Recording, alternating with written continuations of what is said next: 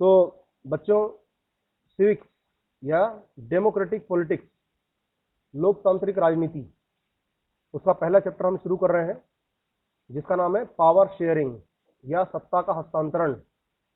अब सत्ता का हस्तांतरण, सत्ता का मतलब होता है कि सरकार के पास जो शासन चलाने की जो पावर होती है, सरकार के पास जो शासन चलाने की पावर होती है, उस पावर की बात हो रही है, उसके शेयरिंग की बात हो रही है कि सरकार के पास जो पावर है वो पावर कहाँ कहाँ पर बटी हुई है।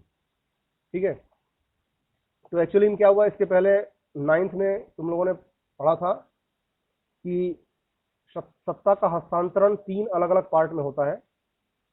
वो थे विधायिका, कार्यपालिका और न्यायपालिका, 3 अलग अलग पार्ट में। तो ये तो केवल 3 पार्ट हुए जो मोटे मोटे तौर पर थे, और शायद आप लोगों को याद होगा मॉन्टेस्क्यू ने इसको बताया था कि सबसे पहले सत्ता का विकेंद्रीकरण 3 डिफरेंट पार्ट्स में होता है।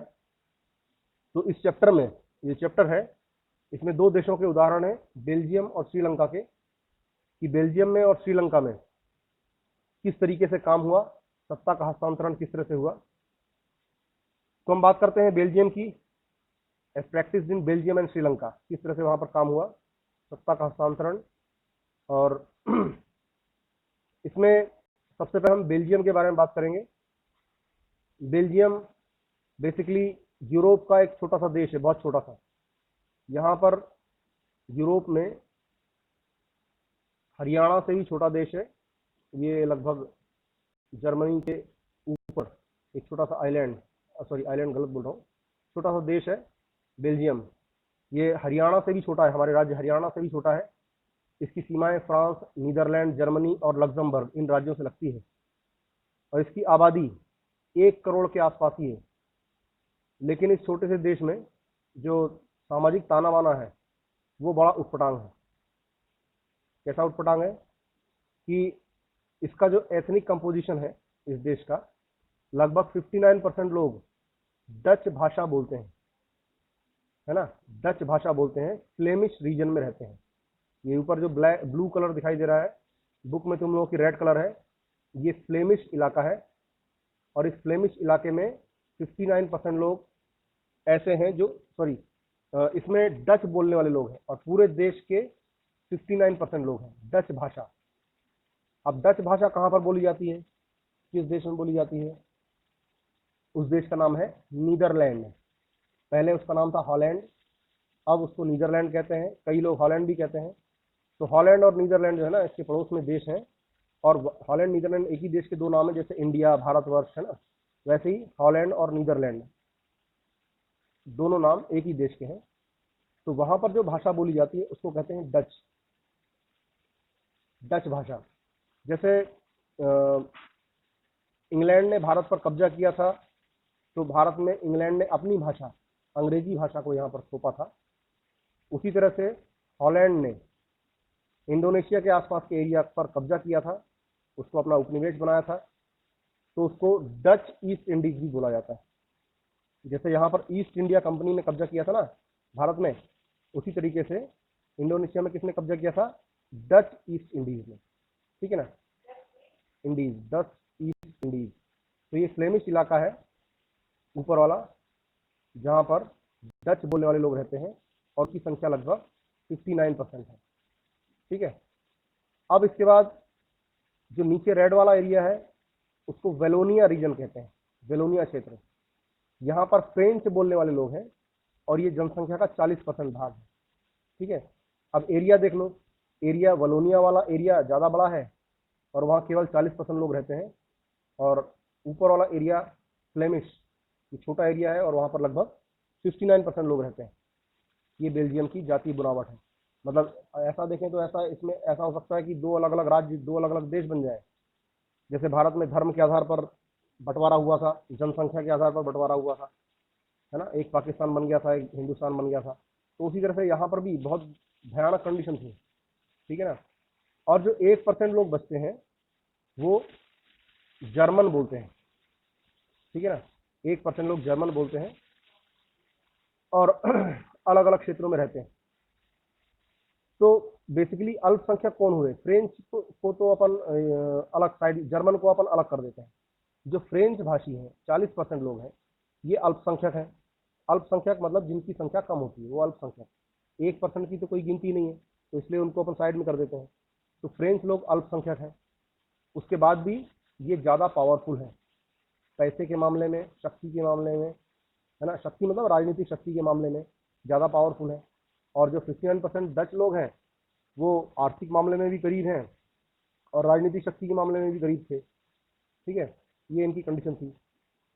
तो 80% जो कैपिटल, जो राजधानी है ब्रुसेल्स, यहाँ पर 80% in the capital speak French but they are minority in the country. जो फ्रेंच हैं वो 80% रहते हैं लेकिन वो माइनॉरिटी हैं, और 20% इन द कैपिटल यानी ब्रुसेल्स में जो 20% लोग रहते हैं वो डच बोलते हैं, लेकिन पूरे देश भर में मेजॉरिटी है। ये एक और उटपटांग चीज़ है। यानी पूरे देश में देखें तो 60% लोग, मोटा मोटा हिसाब 60% लोग डच हैं, 40% लोग फ्रेंच हैं। ब्रुसेल्स में उल्टा है, फ्रेंच बोलने वाले लोग ज़्यादा हैं, 80% है, ब्रुसेल्स उसकी राजधानी है, और 20% लोग डच बोलने वाले हैं, लेकिन देश में ज़्यादा है। ये इसकी एथनिक कंपोजिशन कही जाएगी। एथनिक कंपोजिशन मतलब जातीय या सामाजिक ढांचा, ब्रुसेल्स। ठीक है, अब इसके बाद यहाँ पर समस्या क्या होती है? ये Belgium model of power sharing, Belgium ने जिस तरह से पावर शेयरिंग की, शक्ति का हस्तांतरण किया, इन लोगों ने क्या किया? इन लोगों ने जो जिस तरह से पावर शेयरिंग की, जाति बुनावट, एथनिक कंपोजिशन मतलब जाति बुनावट। तो बेल्जियम के नेताओं ने क्या किया कि जो अलग अलग डिफरेंसेस थे, तो इन्होंने ये दो अलग अलग चित्र जो दिखाई दे रहे हैं डिफरेंट टाइप के, एक घोड़ा बना हुआ है जिसमें पीछे का रंग अलग है, आगे का रंग अलग है। मतलब एक फ्रेंच बोलने वाले लोग एक मान लो और एक डच बोलने वाले लोग मान लो। तो यहाँ पर 1970 से 1993 के बीच में अपने संविधान में संशोधन किए, 4 संशोधन किए, इस बात को लेकर के कि कोई किसी भी व्यक्ति को ऐसा न लगे कि वो इस देश का वासी नहीं है, इस देश से अलग का है। तो व्यवस्था बहुत जोरदार थी, है ना, कल्चरल रूप से इकट्ठा रहे। तो ये पावर शेयरिंग किया गया इन लोगों के बीच में। किस तरह से पावर शेयरिंग की गई?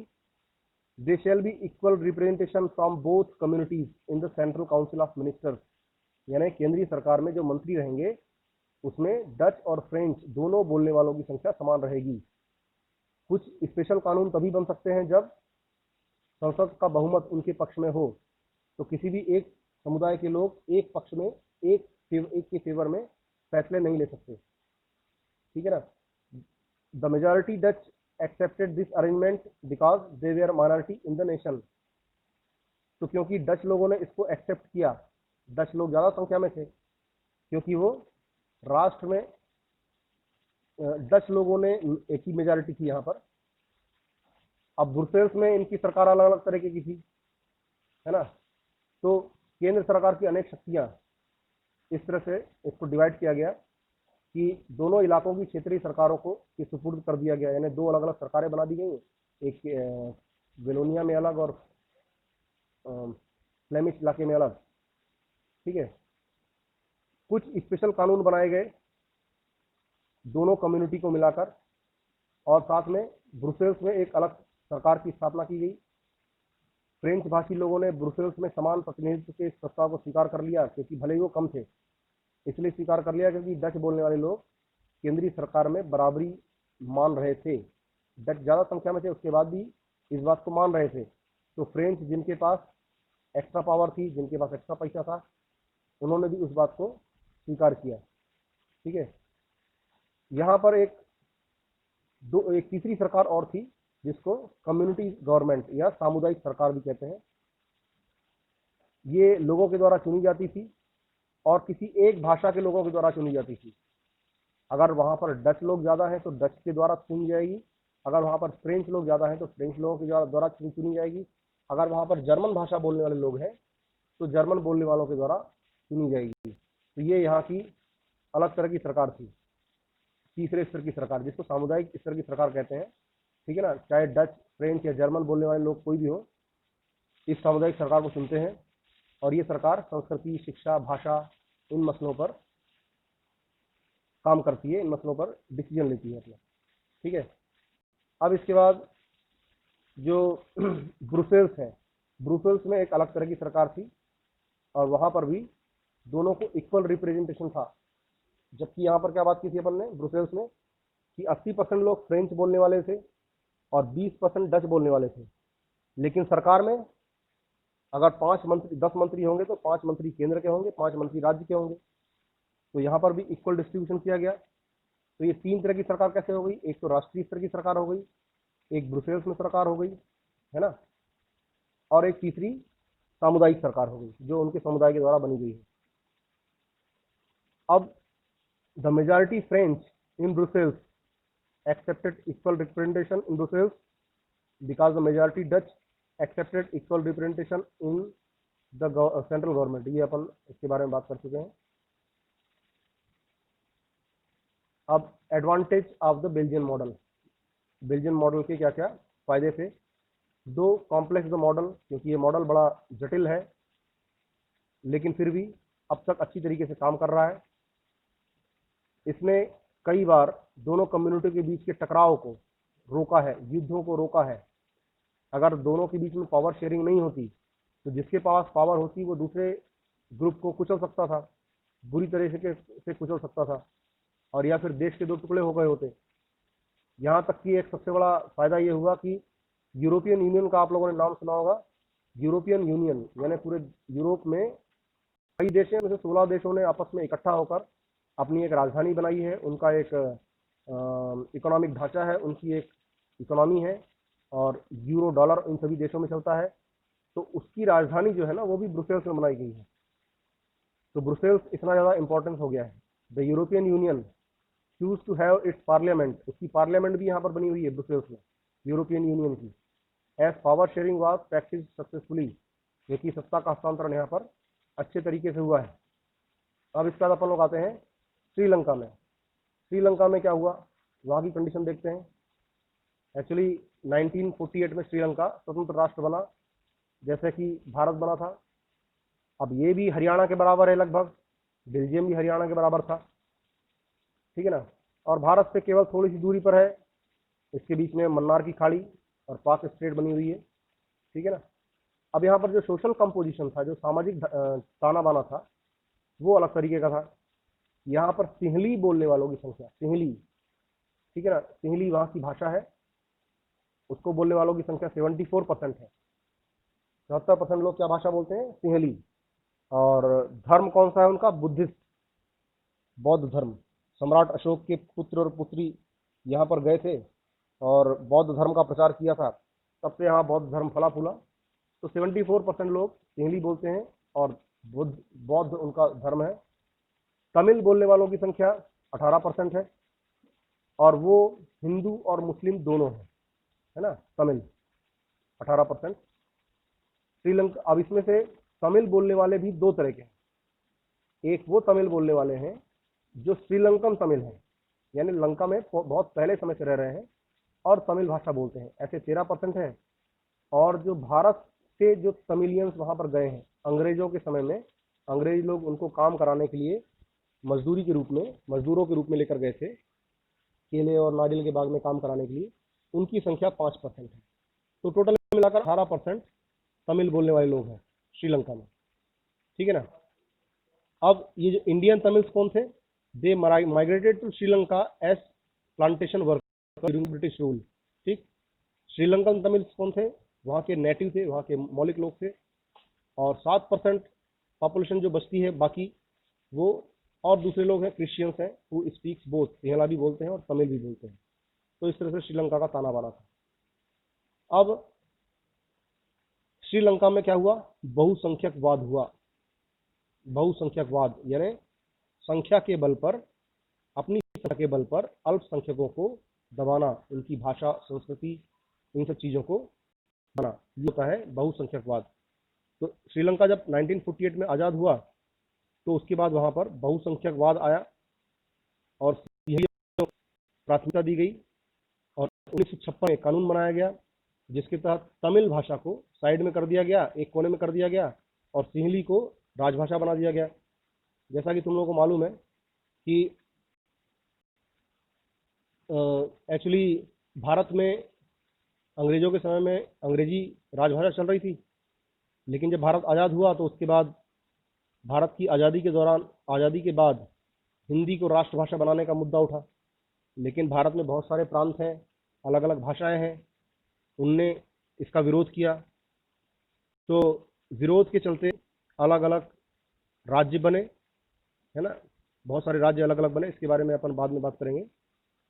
तो अंग्रेजी को सहभाषा का, राजभाषा का दर्जा दिया गया और 10 साल तक काम करेगी, लेकिन 10 साल उसका कभी खत्म नहीं हुआ और अभी तक लगातार अंग्रेजी हिंदी पर हावी होती जा रही है। तो यहाँ श्रीलंका की बात कर रहे हैं। श्रीलंका में क्या किया कि सिंहलियों को ही, जो श्रीलंका में सिंहली भाषा बोलते हैं, उनको ही प्राथमिकता दी जाएगी, चाहे सरकारी नौकरी हो, चाहे और भी कोई काम हो। और संविधान में भी ये प्रावधान भी किया गया कि सरकार बौद्ध मत को संरक्षण देगी, बढ़ावा देगी। ठीक है, ये दो जो कानून बनाए, इसकी वजह से श्रीलंका की हाथ खराब होना शुरू हो गई। ठीक है ना। तो 56 में सिंहला को केवल ओनली ऑफिशियल लैंग्वेज, केवल एकमात्र राष्ट्रीय राजभाषा घोषित किया गया। सिंहली लोग चाहे यूनिवर्सिटी हो, चाहे और भी किसी जगह पर हो, गवर्नमेंट जॉब में, इसमें इनको प्राथमिकता दी गई। ठीक है, और सिंहलियों को आगे बढ़ाया गया। तो एक एक करके आए इन सरकारी फैसलों ने श्रीलंका में जो तमिल लोग थे, तो उनकी हालत खराब होना शुरू हो गई। वो अपने आप को अकेलापन महसूस करने लगे, आइसोलेटेड महसूस करने लगे। ठीक है ना। और उनको ये लगने लगा कि जो हमारी सरकार है, हमारी भाषा संस्कृति को लेकर संवेदनशील नहीं है, और उनको लगा कि हमारे राजनीतिक अधिकारों से सरकार हमको वंचित कर रही है, और नौकरियों में उनको भेदभाव किया जा रहा है ना, राजनीतिक रूप से भेदभाव किया जा रहा है। जिससे क्या हुआ कि इन दोनों के बीच में, किसके, तमिलों और सिंहलियों के बीच में लगातार खाई और ज़्यादा चौड़ी होती गई, संबंध इनके लगातार बिगड़ते चले गए। ठीक है। तो इन लोगों ने अपने अधिकारों की रक्षा के लिए कुछ पार्टीज बनाई और अपने अधिकारों की रक्षा के लिए लड़ाई करना इन्होंने शुरू किया। उनकी केवल सिंपल सी मांग थी कि हमारी भाषा को इस तरह से अनदेखा न किया जाए, हमारी भाषा को भी आगे बढ़ाया जाए। श्रीलंका की सरकार ने इन बातों को नहीं माना, तो उन्होंने एक ग्रुप बनाया जिसका नाम था LTTE। LTTE का मतलब होता है liberation tigers of Tamil Eelam, liberation tigers of Tamil Eelam. ये एक नया ग्रुप, नया गुट बनाया, और ये अपने समय का एक बहुत खतरनाक आतंकवादी संगठन भी था, क्योंकि तमिलियंस उसमें थे। और इसलिए श्रीलंका की सरकार ने भारत से हेल्प भी मांगी थी इसके लिए। और 1980 के दशक में, 84 में इंदिरा गांधी की हत्या के बाद जब राजीव गांधी जी प्रधानमंत्री बने थे, तो उन्होंने एक शांति सैनिकों को भेजा था, सेना भेजी, पीस कीपिंग ट्रूप, PKT बोलते हैं उसको, भेजा था लंका में समझौते के लिए। तो इसमें हमारे भी बहुत सारे सैनिक मारे गए, और तमिलों को, मतलब वहाँ पर हमारे सैनिक किससे लड़ रहे थे? तमिलियन से लड़ रहे थे। ठीक है ना। हमारे देश के जो निवासी वहाँ पर थे, पुराने ज़माने के लोग वहाँ पहुँच गए थे, उन्हीं से लड़ रहे थे, LTT से लड़ रहे थे। ठीक है ना। बहुत सारा वायलेशन हुआ, लेकिन अभी हालात काफ़ी हद तक ठीक है, इनके बीच में काफ़ी समझौता हो चुका है। तो डेमोक्रेसी में, लोकतंत्र में पावर शेयरिंग बहुत महत्वपूर्ण है। अगर हम पावर शेयरिंग नहीं करते हैं, सत्ता की साझेदारी नहीं करते हैं, तो विखंडन का खतरा रहता है, देश के विखंडन का खतरा रहता है। इसलिए पावर शेयरिंग जरूरी है। तो people are affected by all the policies of democratic politics and they have to live with the effect. किसी भी तरह का प्रभाव होता है, उससे कोई बच नहीं सकता है। Hence citizen need share in power. इसलिए हमको पावर शेयर करना चाहिए, अपने पास पावर नहीं रखना चाहिए।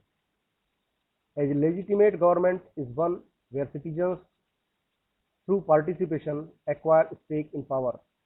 तो जो सरकार होती है, जो नागरिकों की होती है, उनका पार्टिसिपेशन जरूरी है, और उनको पावर देना भी उस सरकार के द्वारा बहुत जरूरी है।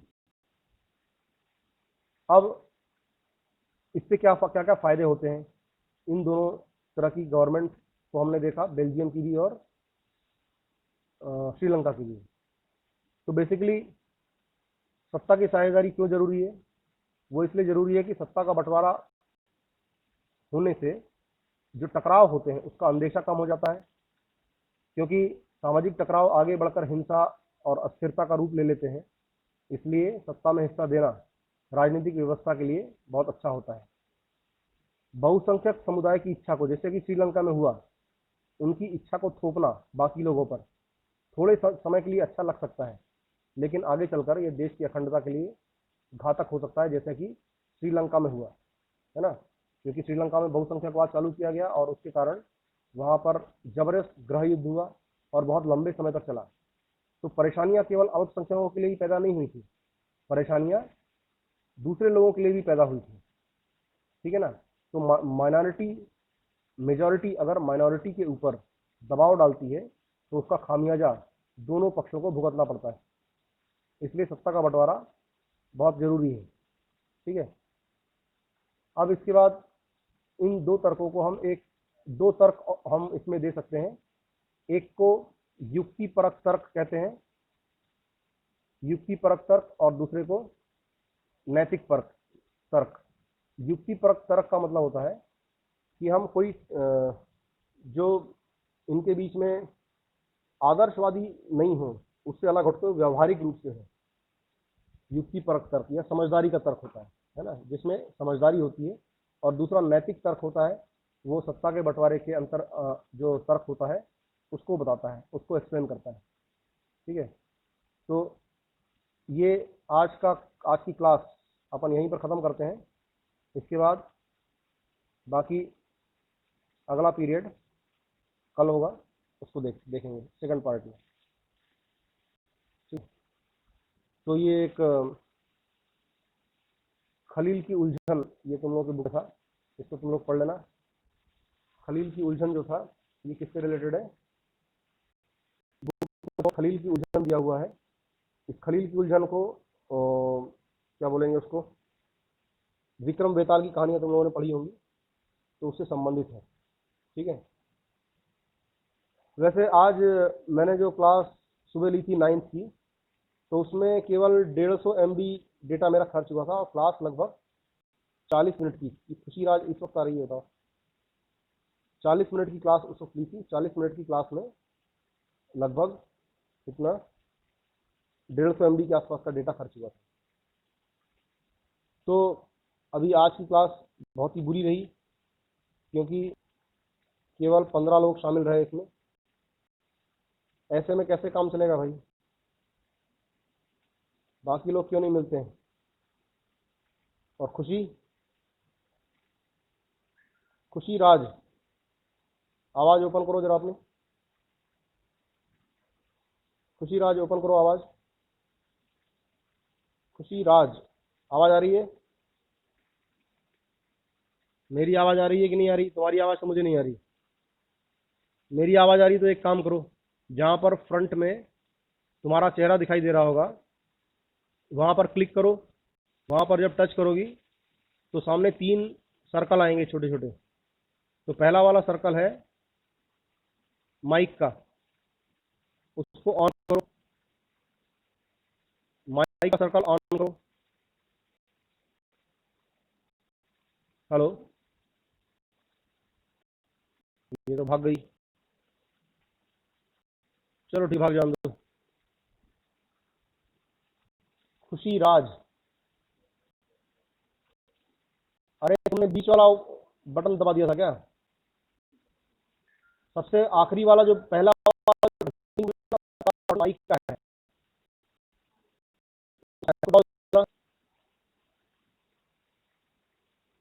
खुशी राज,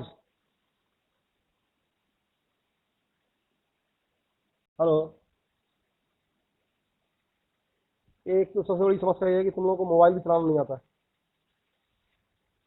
अभी एक काम करना, जिसको मोबाइल चलाना नहीं आता वो मेरे को कांटेक्ट करेगा अलग से, ठीक है ना। ये काम है। श्रेया, श्रेया मेरी आवाज आ रही है? श्रेया मेरी आवाज आ रही है? हेलो, आवाज ओपन करो अपनी जरा। आ रही है। अभी तुम लोगों को एक काम करना है।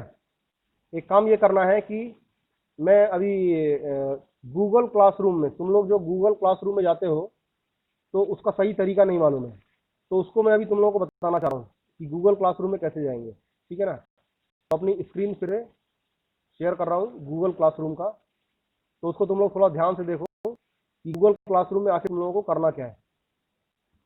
ठीक है, यहाँ पर भी गूगल क्लासरूम शुरू कर दें। ये गूगल क्लासरूम शुरू है, इसमें 10th और 9th ये दोनों आते हैं। एक मिनट, क्लासरूम।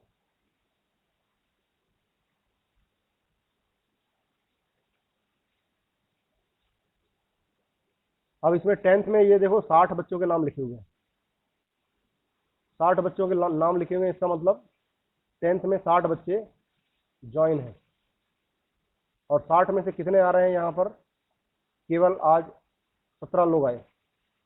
और इसी तरह से 9th में 51 लोग हैं, तो केवल 51 लोग में से 18-19 लोग उसमें भी आते हैं। ये गड़बड़ है। अब इसमें तुम लोग देखोगे कि 10th के नीचे लिखा हुआ है अटेंडेंस ऑफ क्लास 10th भी 25 तारीख की। तो अगर अटेंडेंस में जाते हो, अटेंडेंस में जाते हो, यहाँ क्लिक करेंगे अटेंडेंस का। एक तरफ क्वेश्चन लिखा हुआ है, एक तरफ सबसे ऊपर, दूसरी तरफ स्टूडेंट के आंसर लिखे हुए हैं। ठीक है ना? तो स्टूडेंट के आंसर जहाँ पर लिखे हुए हैं यहाँ पर क्लिक करोगे तो अपने अपने नाम के सामने टिक लगाना है ना? ये हालांकि सब लोगों ने टिक कर दिया है, लेकिन ये नीचे जैसे आयु भार के, इसने कुछ नहीं किया, अभय उइके इसने कुछ नहीं किया, अभिषेक अभिषेक रायकवार ने कुछ नहीं किया, अजय कुशवाहा ने कुछ नहीं किया, तो उसके सामने ऐसा टिक करना है सभी लोगों को अपने अपने नाम के सामने। ठीक है ना? ये सिर्फ लेफ्ट, ये जो लिखा हुआ ना असाइंड, यहाँ पर टिक करना है, क्योंकि तुम लोग की अटेंडेंस बहुत ज़्यादा जरूरी है। ये अटेंडेंस डेली की जाती है ना? डेली की जाती है ऊपर। और क्योंकि 10वीं में हो, अटेंडेंस कमजोर रहेगी, तुम लोग एग्जाम नहीं दे पाओगे। ये चीज़ ध्यान रखना। पहली चीज़ तो ये करनी है। ठीक है ना? अब इसके बाद दूसरे नंबर पर लिखा हुआ है उसके नीचे हिस्ट्री क्विज, है ना? हिस्ट्री क्विज में जाना है। हिस्ट्री क्विज में गए और यहाँ पर यूरोप में राष्ट्रवाद पर एक क्विज आई है। यूरोप में राष्ट्रवाद, एक लिंक दी हुई है। इस लिंक को तुम लोग क्लिक करोगे, इस लिंक को क्लिक करोगे तो ये नीचे 3 चीज़ आ जाएंगी, गूगल क्रोम, ओपेरा मिनी है, ये तो मेरे मोबाइल में है। तो गूगल क्रोम पे तुम लोगों को जाना है। गूगल क्रोम पर जाओगे तो ये फाइल ओपन होगा एक, ये हिस्ट्री क्विज यहाँ पर आ गई। यूरोप में राष्ट्रवाद का उदय, अरे फिर से एक मिनट, फिर से ओपन करना पड़ेगा। गूगल क्रोम में इसको ओपन करते हैं, ये ओपन ही हो रहा है। हाँ, ये आ गया। इसमें सबसे ऊपर तुम लोगों को अपना ईमेल एड्रेस लिखना है, उसके नीचे अपना नाम लिखना है, उसके नीचे मोबाइल, और उसके नीचे क्विज शुरू हो जाएगी। 10 क्वेश्चन है, 10 क्वेश्चन को, उनके आंसर को देना है। ये तुम लोगों का काम है हिस्ट्री क्विज का। क्लियर? अब फिर से वापस वहीं पर आते हैं। अब यहाँ पर जैसे 10th की क्लास में हम जाते हैं, 10th की क्लास में जाकर सबसे नीचे 3 चीज़ें लिखी हुई हैं, स्ट्रीम, क्लास वर्क और पीपल। कंप्यूटर में सबसे ऊपर लिखा रहता है स्ट्रीम, क्लास वर्क, पीपल। तो हमको क्लास वर्क में जाना है। क्लास वर्क में जब जाएंगे तो इसमें अलग अलग, ऊपर से नहीं करना, ये ऊपर की 4-5 चीज़ें ये तो रिसेंटली अभी अभी डाली हुई हैं, इसको देख सकते हो किस किस सब्जेक्ट का है, उसमें काम करना है। अब उसके नीचे अगर आते हैं तो सब्जेक्ट वाइज, जैसे सिविक्स का नीचे लिखा हुआ है, सिविक्स पावर शेयरिंग लिखा हुआ है, पोस्टेड यस्टरडे, ये मैंने कल इसको पोस्ट किया था। तो इसको तुम लोगों को देखना है, इसमें क्या क्या चीज़ें हैं। एक डॉक्यूमेंट है शॉर्टकट में, इसको डाउनलोड करके ओपन करना है। उसके नीचे पावर शेयरिंग पीडीएफ के रूप में है, उसके नीचे पीडीएफ है जो मैं अभी पढ़ा रहा था, उसके नीचे, वहाँ से आकर इधर से मत घुमा करो, वहीं से आ जाया करो, और उसके नीचे फुल चैप्टर है, यूट्यूब की लिंक है। तो इन सभी चीज़ों को तुम लोगों को देखना है। ठीक है ना? इन सभी चीज़ों को देखना है और केवल देखना है और कुछ नहीं करना है, ठीक है ना। जो अटेंडेंस वगैरह देने वाला कॉलम रहता है, अटेंडेंस हो गई या क्वेश्चन जैसे हो गए, ठीक है। जैसे एक एग्जांपल देता हूँ यहाँ पर,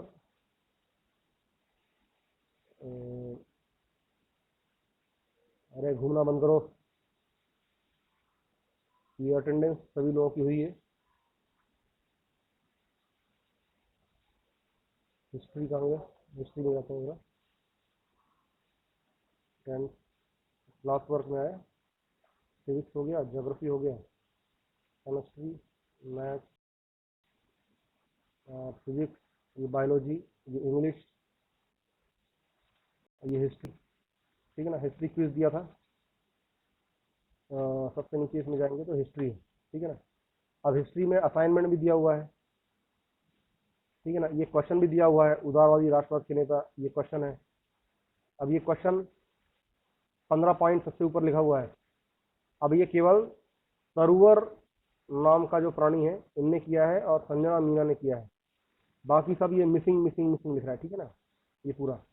तो तुम लोगों की पूरी मिसिंग अटेंडेंस, पूरी मिसिंग की ऊपर तक जाती है, ठीक है ना। ये ठीक नहीं है, देख लो देख लो, सबके नाम के सामने मिसिंग लिखा हुआ है, सबके नाम के सामने मिसिंग लिखा हुआ है। यहाँ पर भी आता है, केवल 2 लोग टर्न इन हुए हैं, बाकी लोग मिसिंग हैं। तो अपने नाम के सामने उसको क्लिक करना है। क्लास कमेंट देने से कुछ नहीं होता है। जो लोग मिसिंग हैं, केवल 2 लोग, सरवर और संजना, इन दोनों ने इसको देखा है, क्लिक किया है, बाकी सभी लोगों ने उसको टच नहीं किया है। तो जो भी क्वेश्चन दिए जाए उसमें तुम लोगों को जाके ये काम जरूर करना है गूगल क्लासरूम में। अब ये हिस्ट्री का असाइनमेंट एक दिया था 19 जून को, इसको 7 लोगों ने, 6 लोग टर्न इन है, 54 लोग अभी भी असाइंड हैं, 54 लोग ने अभी भी इसमें कोई भी रुचि नहीं दिखाई है। आयु भार के, अभय उइके, अभिषेक, अजय कुशवाहा, अनिल सरकार, अमन कुशवाहा, अंबिका लोधी, अमित लोधी, ये सब लोग हैं ना, केवल 6 लोगों ने इसमें काम किया है।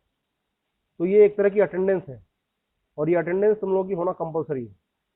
अगर अटेंडेंस इसमें शॉर्ट हुई तो तुम लोगों को 10th का एग्जाम देना मुश्किल पड़ जाएगा, ठीक है ना। तो इन सब चीज़ों को थोड़ा ध्यान में रखो, और गूगल क्लासरूम में जब भी जाओ तो जो भी क्वेश्चन, जो भी असाइनमेंट दिया जाता है उसमें अपनी अटेंडेंस जरूर डालना है, इस बात का खास ख्याल रखना है, ठीक है ना। तो आज हम लोगों ने जो कुछ भी पढ़ा है उसमें 2 इंपॉर्टेंट चीज़ें देखी हैं। कौन कौन सी? ये अनिल सरकार कहाँ चला गया?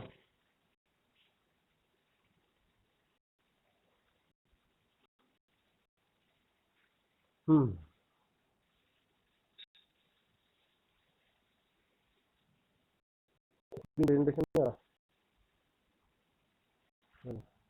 तो फ्रेंच भाषी बोलने वाले लोग और डच भाषी बोलने वाले लोग, ये लोग बेल्जियम में थे, और इंग्लिश और डच बोलने वाले लोग श्रीलंका में थे। इसके बीच में जिस तरह से झगड़ा हुआ, जिस तरह से समझौते हुए, ये 2 इंपॉर्टेंट क्वेश्चन है, और इन क्वेश्चन को तुम लोगों को सॉल्व करना है, ठीक है ना।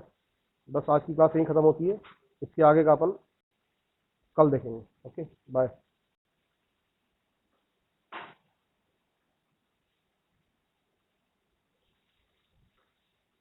बाय।